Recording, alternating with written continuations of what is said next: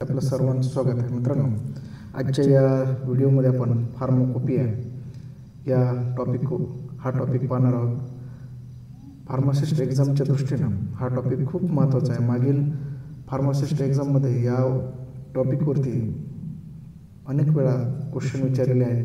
त्यामुळं व्हिडिओ सुरुवातीपासून शेवटपर्यंत पहा. त्याचबरोबर मित्रांनो, आपण या चॅनलला नवीन असाल तर या चॅनलला सबस्क्राईब करा आणि व्हिडिओ आवडला असेल तर व्हिडिओला लाईक आणि शेअर करा.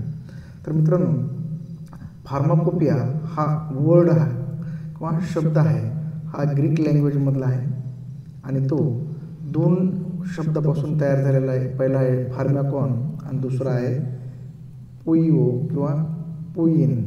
ओके, तर या ठिकाणी फार्मॅकॉनचा अर्थ होतो या ठिकाणी ड्रग आणि पोइओचा अर्थ होतो टू मेक. ओके, आणि दोन्ही मिळून फार्माकोपिया या शब्दाचा जो काय अर्थ आहे तो काय आहे, any recipe or formula or other standard required to make or prepare a drug. तर जे काय फार्माकोपिया हा शब्द आहे ग्रीक लँग्वेजमधला आहे आणि त्याचा अर्थ काय होतो, recipe or formula or other standard to make or prepare drug. त्याचबरोबर जर फार्माकोपिया डेफिनेशन पाहिजे झाली फार्माकोपियाची, तर it is a book prepared under the authority of government of respective country, okay, and that contains a list of medicinal substance, crude drug and formula for making preparation from them. तर या ठिकाणी मित्रांनो डेफिनेशनमध्ये सांगितलेले की जे काय pharmacopoeia आहे तो पर्टिक्युलर रिस्पेक्टिव्ह कंट्रीचे जे काही ऑफिशियल आहेत त्यांनी बनवलेला असतो. त्यामध्ये त्या देशातील जे काय ऑफिशियल ड्रग आहेत त्यांची लिस्ट असते. त्याचबरोबर क्रूड ड्रग असेल, मेडिसिनल सबस्टन्स असेल यांची लिस्ट असते आणि त्याचबरोबर त्यांचे जे काय फॉर्म्युला आहे तयार करण्याचा, मेकिंगचा, तो यामध्ये दिलेला असतो. त्यानंतर त्याचबरोबर या फार्माकोपियामध्ये ड्रगचे जे काय सोर्सेस असतील, डिस्क्रिप्शन असेल, स्टँडर्ड असतील, त्याचबरोबर आयडेंटिफिकेशन टेस्ट असतील, फॉर्म्युला फॉर प्रिपरेशन असेल, action and uses, doses, storage condition याबाबतची संपूर्ण माहिती या बुकमध्ये म्हणजेच ऑफिशियल बुकमध्ये दिलेली असते, फार्माकोपियामध्ये दिलेली असते. त्याचबरोबर मित्रांनो, हा जो फार्माकोपिया आहे टाईम टू टाईम या ठिकाणी अपडेट केला जातो. म्हणजेच काही माहिती जर जुनी झाली असेल किंवा ज्या माहितीचा उपयोग नाही अशी माहिती डिलीट केली जाते आणि जी काय अपडेटेड नवीन माहिती आहे ती काय केली जाते त्याच्यामध्ये समाविष्ट केला जातो. त्यामुळं जो काय फार्माकोपिया आहे तो टाईम टू टाईम काय केला जातो, अपडेट केला जातो, रिवाईज केला जातो. कधी कधी त्याच्यामध्ये सप्लिमेंट ॲड केले जातात, ओके, किंवा अडेंडम ॲड केले जातात किंवा नवीन एडिशन काय केली जाते त्याची पब्लिश केली जाते. ओके, त्याचबरोबर जो काय हा फार्माकोपियाचा बुक आहे हा त्या कंट्रीमधील जे काय एक्सपर्ट लोक असतील, जसे की मेडिकल प्रॅक्टिशनर असेल, टीचर्स असेल किंवा फार्मास्युटिकल मॅन्युफॅक्चरिंग कंपनी असतील, इंडस्ट्रीज असतील, या क्षेत्रातील जे काय एक्सपर्ट पीपल असतील, लोक असतील, यांची कमिटी बनवून त्या देशातील पर्टिक्युलर कंट्रीमधील जो काय फार्माकोपिया आहे किंवा ऑफिशियल बुक काय केलं जातं, प्रिपेअर केलं जातं किंवा तयार केलं जातं. त्याचबरोबर हा फार्माकोपिया काय करतो, legal standard of purity and quality of drug substances म्हणून ॲक्ट होतो. जे काय ड्रगची जे काय क्वालिटी असेल, प्युरिटी असेल, याबाबतचे जे काय लिगल स्टँडर्ड म्हणून जर जे बुक असेल तर ते फार्माकोपिया काय करतं, ॲक्ट होतं. त्याचबरोबर रेफरन्स बुक म्हणून सुद्धा फार्माकोपियाच्या ठिकाणी वापर केला जातो. जसं की जे काय ड्रग्सचा अभ्यास करणारे जे काय फार्मसी मेडिकल चे विद्यार्थी असतील, त्याचबरोबर रिसर्चर्स असतील, हे काय करतात, फार्माकोपियाचा रेफरन्स बुक म्हणून या ठिकाणी वापर करतात. त्याचबरोबर फार्माकोपिया जो काय टर्म आहे जगामध्ये सुरुवातीला फर्स्ट टाईम 1580 यूज करण्यात आलेली आहे आणि ठिकाण आहे बर्गॅमो, इटली या देशामध्ये. तर यावर क्वेश्चन विचारला जाऊ शकतो की टर्म फार्माकोपिया फर्स्ट टाइम कधी यूज करण्यात आली, तर ती आहे 1580 मध्ये आणि कंट्री आहे इटली या देशामध्ये त्याचा सुरुवातीला वापर करण्यात आला. त्याचबरोबर मित्रांनो फर्स्ट ब्रिटिश फार्माकोपिया हा 1864 मध्ये काय केलेला आहे, पब्लिश झालेला आहे. यावरती MPSC फार्मासिस्ट एक्झाममध्ये क्वेश्चन विचारला होता की फर्स्ट ब्रिटिश फार्माकोपिया कधी पब्लिश झाला, तर तो 1864 मध्ये पब्लिश झालेला आहे. त्याचबरोबर फर्स्ट युनायटेड स्टेट फार्माकोपिया हा 1820 मध्ये पब्लिश झालेला. म्हणजेच ब्रिटिश फार्माकोपियाच्या अगोदर USP म्हणजेच युनायटेड स्टेट फार्माकोपिया काय झालेला आहे, पब्लिश झालेला आहे आणि तो इंग्लिश आणि लॅटिन या दोन्ही लँग्वेजमध्ये पब्लिश झालेला होता. जो काय USP आहे किंवा युनायटेड स्टेट फार्माकोपिया हा 1820 मध्ये पब्लिश झाला आणि तो दोन लँग्वेजमध्ये काय झालेला आहे, पब्लिश झालेला. एक इंग्लिश लँग्वेज आणि दुसरी लॅटिन लँग्वेज. त्याचबरोबर जे काय फर्स्ट इंटरनॅशनल फार्माकोपिया आहे हा WHO ने पब्लिश केला होता आणि तो 1951ला फर्स्ट व्हॉल्यूम त्याची पब्लिश झाली आणि 1955 मध्ये त्याची सेकंड व्हॉल्यूम काय झाली, पब्लिश झाली. तर मित्रांनो या ठिकाणी सांगू इच्छितो की जे काय इंटरनॅशनल फार्माकोपिया आहे तो WHO मार्फत काय केला जातो, पब्लिश केला जातो आणि त्याची पहिली जी काय व्हॉल्यूम आहे 1951ला पब्लिश झाली. त्याचबरोबर जी सेकंड व्हॉल्यूम आहे ते 1955ला या ठिकाणी पब्लिश झालेली आहे. तर त्या ठिकाणी मित्रांनो काही महत्त्वाचे घडामोडी आपण या ठिकाणी पाहणार आहोत.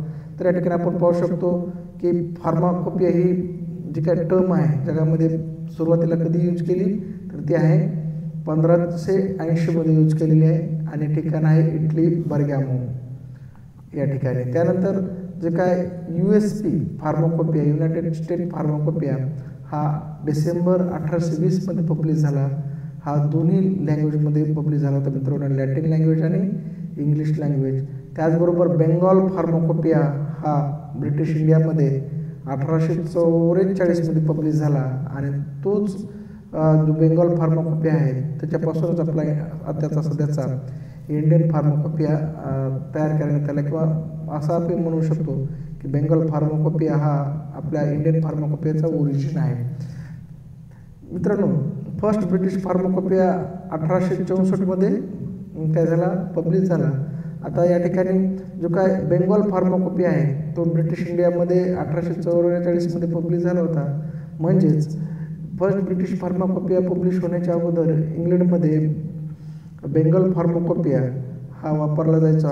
म्हणजेच ब्रिटिश इंडिया आणि इंग्लंडमध्ये बेंगॉल फार्माकोपिया 1844 मध्ये पब्लिश झाला आणि नंतर ब्रिटनने किंवा इंग्लंडने 1864 मध्ये त्यांचा फर्स्ट ब्रिटिश फार्माकोपिया या ठिकाणी पब्लिश केलेला आहे.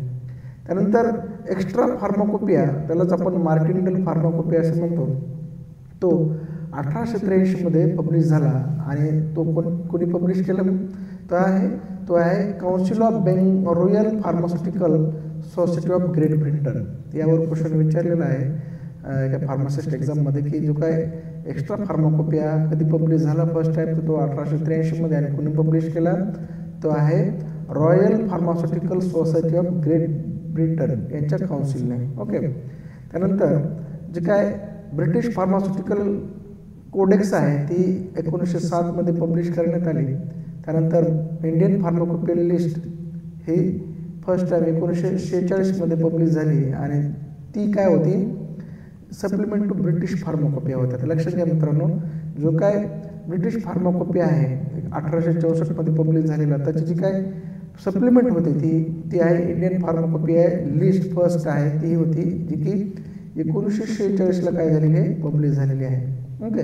त्यानंतर भारतामध्ये इंडियन फार्माकोपिया तयार करण्यासाठी कमिटी स्थापन करण्यात आली. ती 1948 मध्ये स्थापन करण्यात आली आणि त्यानंतर 1955ला भारताचा काय झालेला आहे, फर्स्ट काय केलेलं आहे, फार्माकोपिया पब्लिश झालेला आहे. तर मित्रांनो या ठिकाणी जी काही कमिटी आहे इंडियन फार्माकोपिया कमिटी, त्याचे जे काय अध्यक्ष असतील आर्यन चोप्रा हे होते फर्स्ट फार्माकोपिया कमिटीचे आणि त्यांनी जो काय भारताचा डॉक्टर BN घोष होते त्याचे अध्यक्ष आणि त्यांनी भारताचा फर्स्ट इंडियन फार्माकोपिया पब्लिश केला 1955 मध्ये, आणि तो इंग्लिश आणि लॅटिन या दोन्ही लँग्वेजमध्ये होता. लक्षात घ्या मित्रांनो, आता काय जे काय अमेरिकेचा जो काय फार्माकोपिया आहे तो 1820 मध्ये पब्लिश झाला, तो दोन्ही लँग्वेजमध्ये होता, इंग्लिश आणि लॅटिनमध्ये. तसंच भारताचा जो काय फार्माकोपिया आहे, फर्स्ट फार्माकोपिया, तो पण इंग्लिश आणि लॅटिन या दोन्ही लँग्वेजमध्ये पब्लिश झालेला आहे. तर या ठिकाणी याच्यामध्ये दुसरी गोष्ट घडली होती की 1951 मध्ये फर्स्ट इंटरनॅशनल फार्माकोपिया WHO ने काय केला होता, पब्लिश केला होता. त्याची पहिली व्हॉल्यूम 1951 मध्ये पब्लिश झाली होती आणि दुसरी व्हॉल्यूम 1955 मध्ये पब्लिश झाली होती, हे पण लक्षात ठेवा. तर मित्रांनो, जे काय इंडियन फार्माकोपिया कमिटी आहे ही सुरुवातीच्या काळामध्ये फार्माकोपिया तयार करण्याचं काम करायची.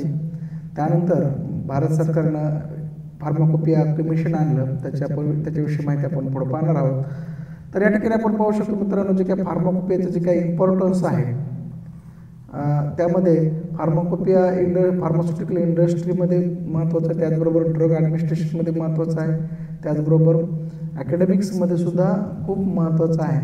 तर या ठिकाणी जे काय ड्रग मॅन्युफॅक्चरिंग करणाऱ्या जे काय फार्मास्युटिकल इंडस्ट्रीज आहेत त्यांच्यासाठी जे काय ड्रगचे स्टँडर्ड असतील, सोर्स असतील, आयडेंटिफिकेशन टेस्ट असेल, स्टोरेज असेल, त्याचबरोबर जे काय अदर जे काय स्टँडर्ड आहेत ते फार्माकोपियामध्ये दिलेल्यामुळं सर्वच फार्मास्युटिकल इंडस्ट्रीज ड्रगचं जे काय स्टँडर्ड बुक म्हणून फार्माकोपियाला यूज करतात. त्याचबरोबर ड्रग ॲडमिनिस्ट्रेशनमध्ये ड्रगच्या बाबतीत मॅन्युफॅक्चरिंग असेल किंवा मग सेल असेल, स्टोरेज असेल, काही कन्फ्लिक्ट घडल्या किंवा काही घटना घडल्या, गुन्हे घडले, तर त्याबाबत ड्रग ॲडमिनिस्ट्रेशनला रेफरन्स बुक म्हणून किंवा लिगल बुक म्हणून फार्माकोपिया ड्रग ॲडमिनिस्ट्रेशन यूज करतं.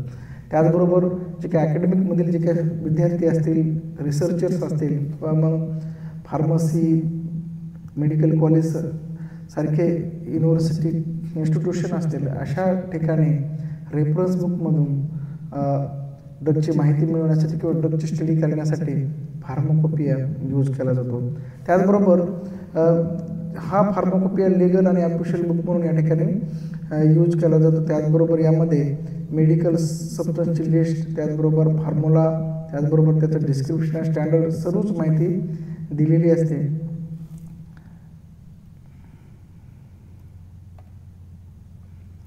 मित्रांनो, आपण इंडियन फार्माकोपिया याविषयी आता माहिती पाहणार आहोत. तर या ठिकाणी ड्रग इन्क्वायरी कमिटी म्हणजे DEC याची स्थापना भारत सरकारने 1931 मध्ये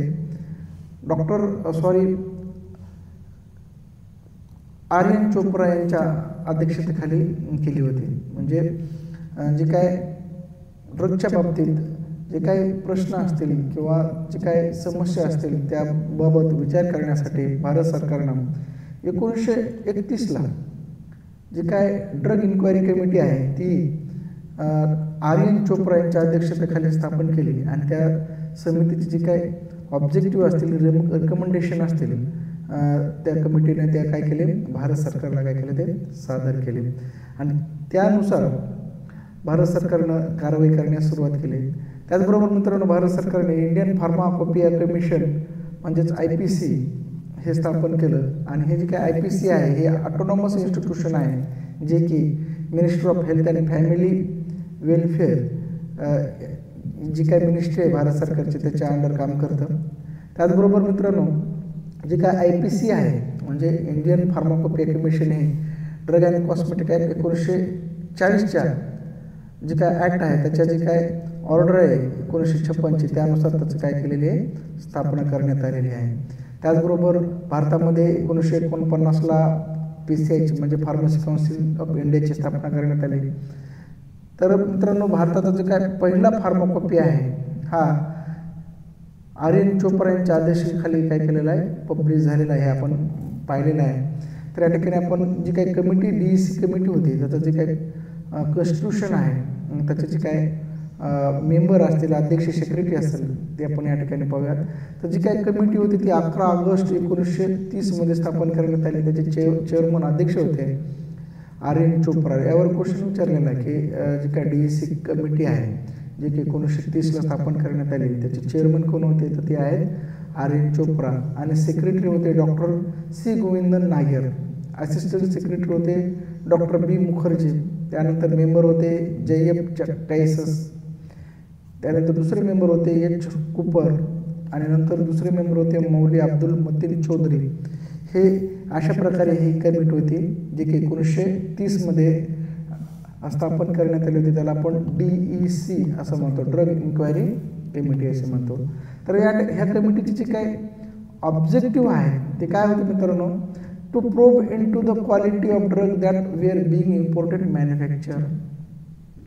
जे काय भारतामध्ये ड्रग बाहेरून इम्पोर्ट केले जातात, मॅन्युफॅक्चर केले जातात किंवा सेल केले जातात त्यांची क्वालिटी चेक करणं किंवा त्याबाबत तपासणी करणं हे काय आहे त्याचं ऑब्जेक्टिव्ह होतं. त्याचबरोबर इम्पोर्ट चेक करणं, त्याचबरोबर मॅन्युफॅक्चरिंग, सेल किंवा डिस्ट्रीब्युशन यावर वॉच ठेवणं किंवा त्याबाबत इन्क्वायरी करणं हे पण काय आहे होतं ह्या कमिटीचं ऑब्जेक्टिव्ह होतं. त्याचबरोबर जे काय भारतामध्ये तयार करण्यात असणारे जे काय इंडिजिनसली ड्रग होते, त्याचबरोबर रेमेडी होती, त्याचं जी काही क्वालिटी असेल, फॉर्म्युलेशन असेल ते काय करणं, मेंटेन करणं हे सुद्धा ह्या कमिटीचं ऑब्जेक्टिव्ह होतं. त्याचबरोबर ह्या कमिटीने काय रिकमेंडेशन केले मित्रांनो, तर ह्या कमिटीनं काही रिकमेंडेशन केलं ते भारत सरकारने काय केले स्वीकारलं आणि त्यानुसार जे काय आपल्या भारतामध्ये फार्मसी प्रोफेशन्स रेग्युलेट करण्यासाठी भारताने काय केलेले आहेत, काही कायदे केलेले, सुधारणा केलेल्या. तर त्यामध्ये त्यांनी पहिलं रिकमेंडेशन होतं, there should be legislation to control drug and other remedies especially in the British pharmacopoeia as well as other known and approved medicinal preparation. आता मित्रांनो जेव्हा ही कमिटी स्थापन झाली तेव्हा भारतामध्ये ब्रिटिश फार्माकोपिया हा ऑफिशियल बुक म्हणून यूज केलं जायचं, म्हणून त्यांनी काही रिकमेंडेशन केले की भारत सरकारनं काही कायदे किंवा लेजिस्लेशन करायला पाहिजे की ज्यानुसार ड्रग आणि जे काय मेडिसिनल सबस्टन्सेस आहेत जे की ब्रिटिश फार्माकोपियामध्ये ऑफिशियल आहेत त्याबाबत काही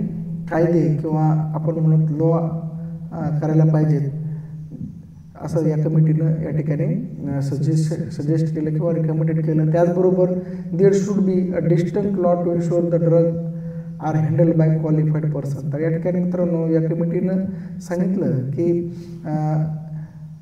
ड्रग हँडल करण्यासाठी क्वालिफाईड पर्सन नेमवायला पाहिजे किंवा त्यानंच ड्रग हँडल केले पाहिजे. त्याबाबत भारत सरकारनं कायदा तयार करावा असं सुद्धा या कमिटीनं रिकमेंडेड केलं. त्याचबरोबर drug regulating authority at centre and prevention state should be establish. त्याचबरोबर सेंटरमध्ये आणि स्टेटमध्ये ड्रग रेग्युलेटिंग ऑथॉरिटीची स्थापना करण्याचं सुद्धा या कमिटीनं काय केलं या ठिकाणी रिकमेंडेड केलेलं होतं. त्याचबरोबर मित्रांनो there should be drug quality control laboratory establish in state and centre. तर या कमिटीनं आणखी एक रिकमेंडेशन केलं होतं की केंद्रामध्ये आणि प्रत्येक राज्यामध्ये ड्रग क्वालिटी कंट्रोल लॅबोरेटरी स्थापन करण्याचं या ठिकाणी या कमिटीनं सांगितलं होतं, रिकमेंडेड केलं होतं. तर त्या लॅबोरेटरीमध्ये वेल स्टाफ आणि जे काय ड्रग ॲनालिसिस असेल ह्या गोष्टी झाल्या पाहिजेत किंवा त्यामध्ये एक चांगल्या प्रकारचा स्टाफ, क्वालिफाईड स्टाफ असला पाहिजे आणि त्या ठिकाणी ड्रगचे टेस्टिंग ॲनालिसिस झालं पाहिजे असं या कमिटीचे रिकमेंडेशन होते. त्यानुसारच मग भारत सरकारनं कायदे केले. मग त्यामध्ये फार्मसी ॲक्ट आला, ड्रग अँड कॉस्मेटिक ॲक्ट आला, आपण त्याला DNC ॲक्ट म्हणतो. हे कायदे भारत सरकारने केले आणि त्यानुसार त्या ठिकाणी मिनिमम क्वालिफिकेशन फार्मसी रजिस्टर्ड फार्मासिस्टसाठी D.Pharm करण्यात आलं आणि रजिस्टर्ड फार्मासिस्ट हाच व्यक्ती ड्रगचं काय करेल, हँडल करेल, डिस्पेन्शन करेल, ह्या सगळ्या गोष्टी सेल करेल.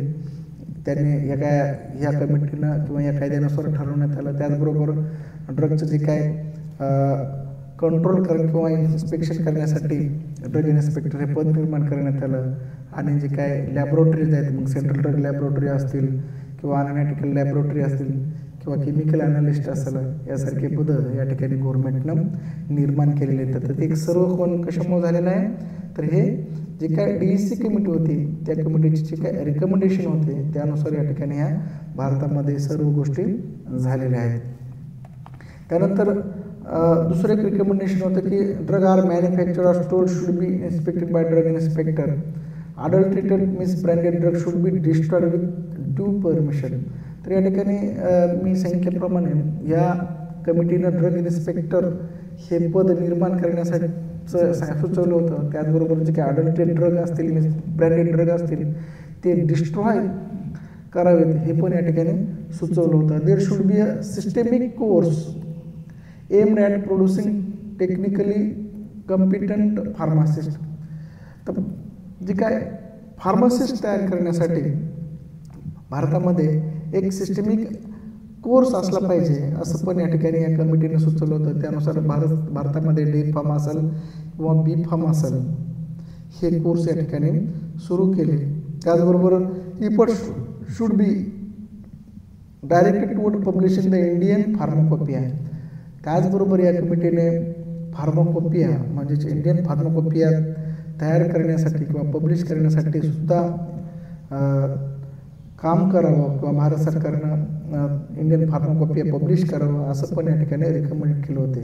आता तुम्ही म्हणता इंडियन फार्माकोपिया तयार करावं हे कधी का म्हटलं, तर कारण की जेव्हा ही कमिटी स्थापन झाली होती 1930ला तेव्हा भारतामध्ये BP म्हणजे ब्रिटिश फार्माकोपिया हा ऑफिशियल बुक होतं. त्यामुळे या कमिटीने भारताचा सुद्धा फार्माकोपिया म्हणजेच IP असावा असं या ठिकाणी IP असावा, इंडियन फार्माकोपिया असावा आणि ते भारत सरकारने तयार करण्यासाठी पावलं उचलावीत असं या कमिटीने रिकमेंडेड केलं होतं.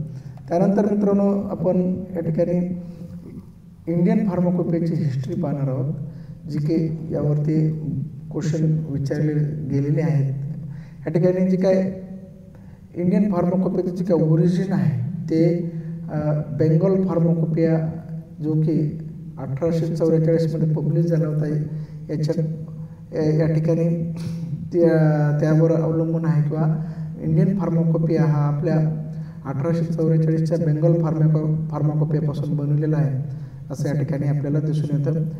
आणि जो काय बेंगॉल फार्माकोपिया होता तो कोण बनवला होता, विल्यम ब्रूक ओ शौघनी यांनी बनवला होता किंवा तयार केलेला होता. त्याचबरोबर जे काय भारताचा फर्स्ट फार्माकोपिया आहे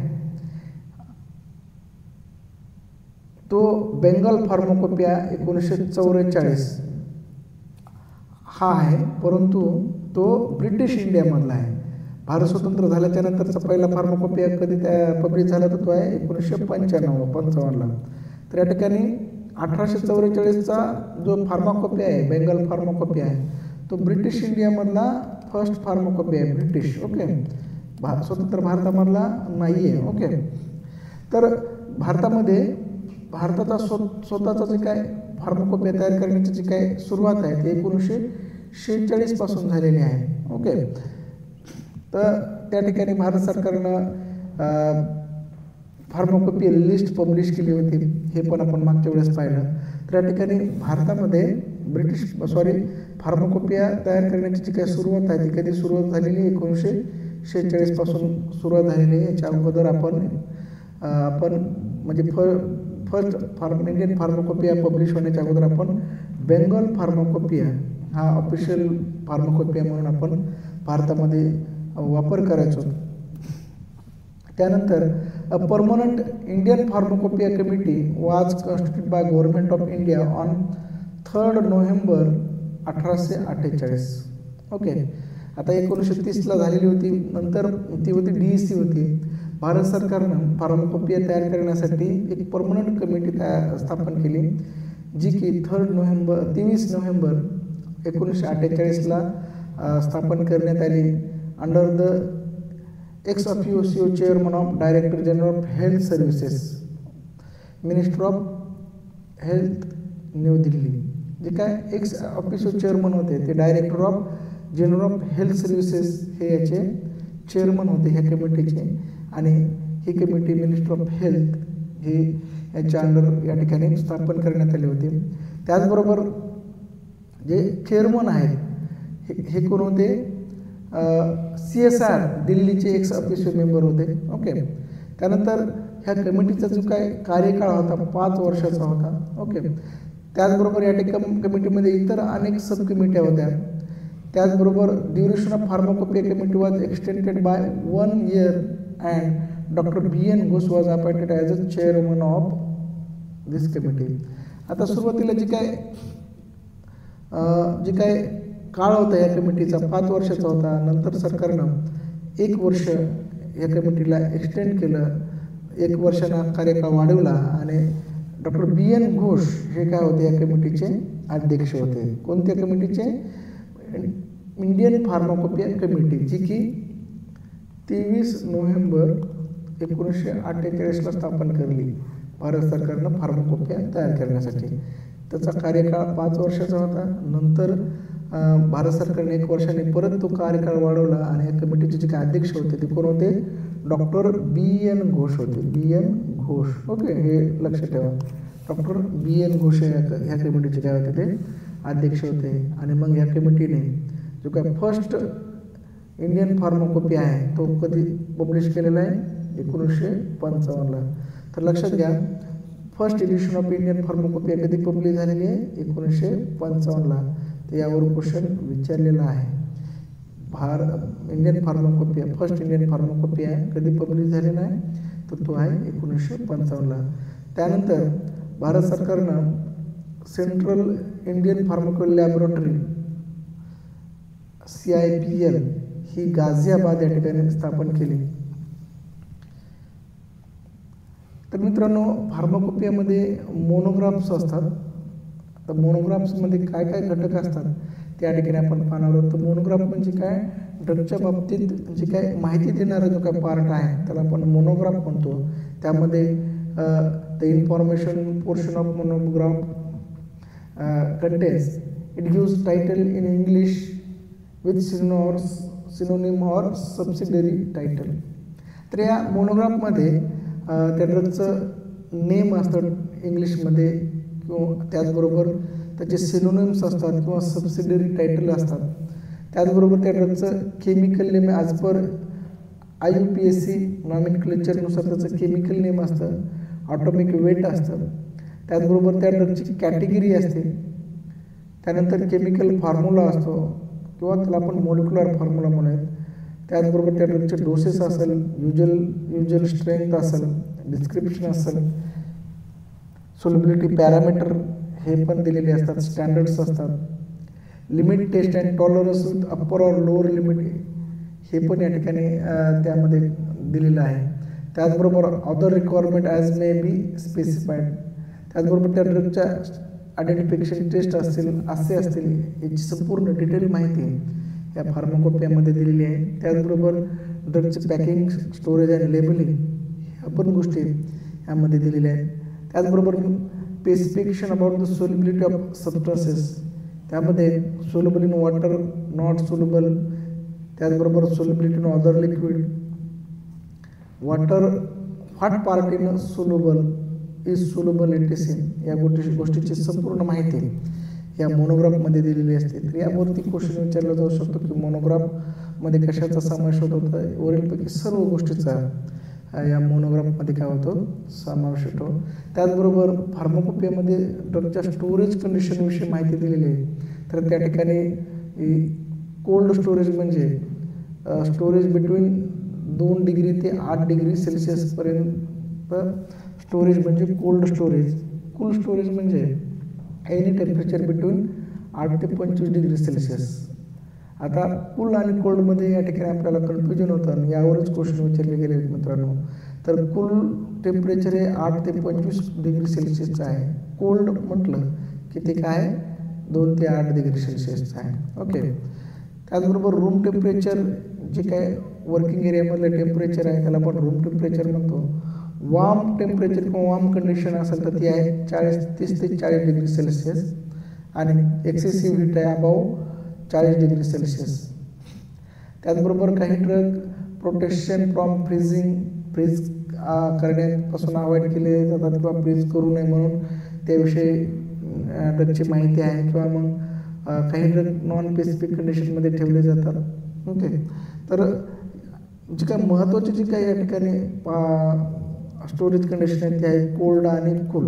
आता कोणते ड्रग सबस्टन्सेस कोल्ड कंडिशनमध्ये ठेवले जातात, कोणते ड्रग सबस्टन्स कूल कंडिशनमध्ये ठेवले जातात हे तुम्हाला माहीत असणं गरजेचं आहे. त्याचबरोबर मित्रांनो, भारत सरकारनं जो काही इंडियन फार्माकोपिया कमिशन आहे तो स्थापन केला होता, जो की ministry of health and family welfare याच्या अंडर या ठिकाणी भारत सरकारनं 22 मार्च 2005ला इंडियन फार्माकोपिया कमिशन स्थापना केली. आणि हा कमिशन जे काही सेंट्रल इंडियन फार्माकोपिया लॅबोरेटरी जे की गाझियाबाद आहे या ठिकाणी त्याची स्थापना करण्यात आली होती. आणि त्यामध्ये त्याचं जे काय स्ट्रक्चर होतं ते 3 लेवलचं स्ट्रक्चर होतं या फार्माकोपिया कमिशनचं. तर या ठिकाणी जनरल बॉडी होती, त्याच्यामध्ये 19 मेंबर होते. त्यानंतर गव्हर्निंग बॉडी 8 ते 10 मेंबर आणि सायंटिफिक बॉडी त्याच्यामध्ये 15 ते 23 मेंबर. हे कशाचं आहे तर जे काय कमिशन सुरुवातीला स्थापन केलेलं मित्रांनो, या ठिकाणी जे काय 22 मार्च 2005ला जे काय कमिशन स्थापन केलेलं आहे त्याचे जे काय सुरुवातीचे जे काय मेंबर आहे तर ते जनरल बॉडीमध्ये 19 मेंबर होते, गव्हर्निंग बॉडीमध्ये 8 ते 10 मेंबर होते आणि सायंटिफिक बॉडीमध्ये 15 ते 23 मेंबर होते. तर या ठिकाणी हे सांगायचं उद्देश आहे की नंतर भारत सरकारनं त्यामध्ये चेंजेस केले. हा कमिशन काय केलं, याच्यामध्ये मर्ज केलं जे काय CIPL आणि मग नवीन त्याच्यामध्ये काय झालं बॉडीमध्ये चेंजेस झाले. त्या ठिकाणी आपण पाहू शकतो की जे काय गव्हर्नमेंट आहे, गव्हर्नमेंट ऑफ इंडिया काय केलं त्याने जे काय existing central Indian pharmacopoeia laboratory आहे CIPL ही काय केली इंडियन फार्माकोपिया कमिशन सोबत काय केली त्याने सबमर्ज केली. कधी 1 जानेवारी 2009 जे की गाझियाबाद येथे होते. आणि तेव्हापासून या फार्माकोपिया कमिशनमध्ये किती बॉडी आहेत, जनरल बॉडीमध्ये 25 मेंबर आहेत, गव्हर्निंग बॉडीमध्ये 13 मेंबर आहेत आणि सायंटिफिक बॉडीमध्ये 15 ते 23 मेंबर आहेत. आता जे काही सुरुवातीचे जे मेंबर आहेत त्यावर क्वेश्चन, सुरुवातीचे मेंबर म्हणले की ते तुम्हाला ह्या गोष्टी लक्षात ठेवायला पाहिजेत. आणि नंतर मर्ज होऊन जे काय मेंबर आहेत ते विचारलं तर हे मेंबर तुम्हाला लक्षात ठेवावं लागतील. ओके, जनरल बॉडीमध्ये 25, तर या ठिकाणी जनरल बॉडीमध्ये किती होते, सुरुवातीला 19 होते, नंतर गव्हर्निंग बॉडीमध्ये 13 आहेत. तर मागच्या वेळेस किंवा सुरुवातीच्या याच्यामध्ये 8 ते 10 होते. नंतर सायंटिफिक बॉडीमध्ये 15 ते 23, अगोदर किती होते 15 ते 23. म्हणजे सायंटिफिक बॉडीचे जे काय मेंबर आहेत ते तेच ठेवले, बाकी जनरल बॉडी आणि गव्हर्निंग बॉडीमध्ये सरकारनं काय केलं चेंज केला. त्यानंतर जे काही इंडियन फार्माकोपी आहे त्याचे आपण जे काय पब्लिशिंग इयर असेल किंवा त्याचे सप्लिमेंट चेअरमन कोण होते आणि किती व्हॉल्यूममध्ये हा फार्माकोपिया पब्लिश झाला या ठिकाणी आपण माहिती घेणार आहोत. यावरती क्वेश्चन विचारलेले आहेत की त्यामुळं हा जो टेबल आहे हा चांगल्या प्रकारे प्रिपेअर करा.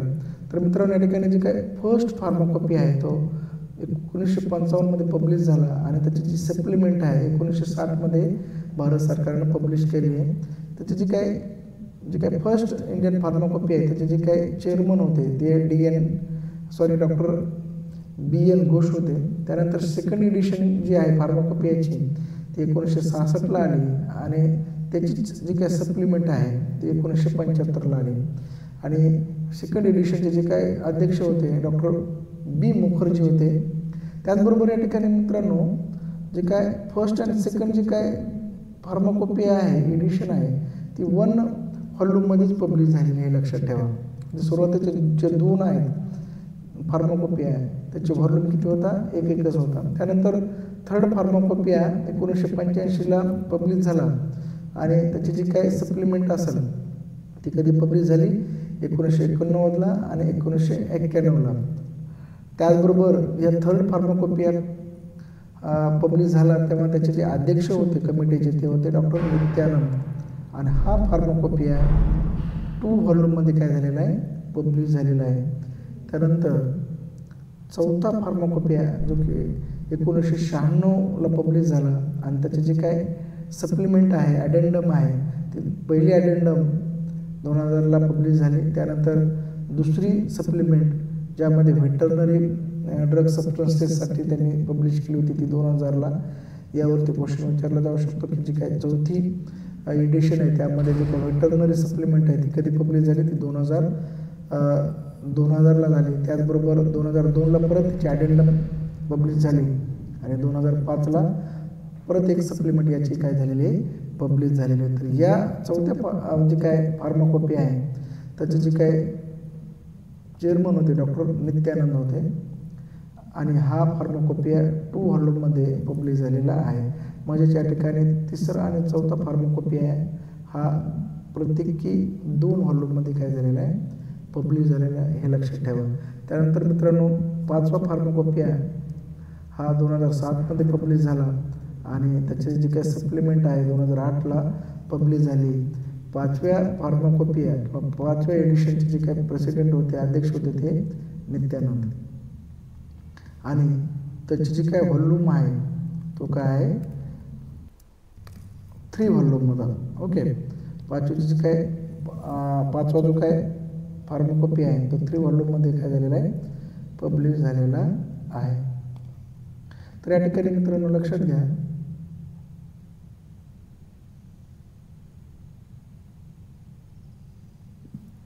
जो काय तिसरा, चौथा आणि 5वा फार्माकोपी आहे, या तिन्ही फार्माकोपीचे जे काही प्रेसिडेंट होते, अध्यक्ष होते, ते होते डॉक्टर नित्यानंद.